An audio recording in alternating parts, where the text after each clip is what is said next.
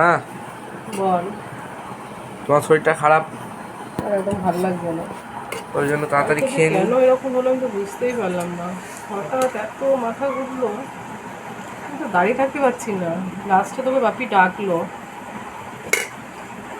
এনে লঙ্কা, হুম লেবু হুম। আর এটা বেগুন ভাজা করেছি। এত কিছু করছো কেন মা?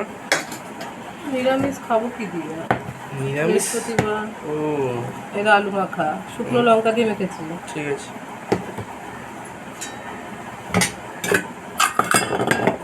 আর এবার টমেটো দিয়ে ডাল বানিয়েছে, মুগের ডাল টমেটো দিয়ে। কিছু আচার বের করবে নাকি মা?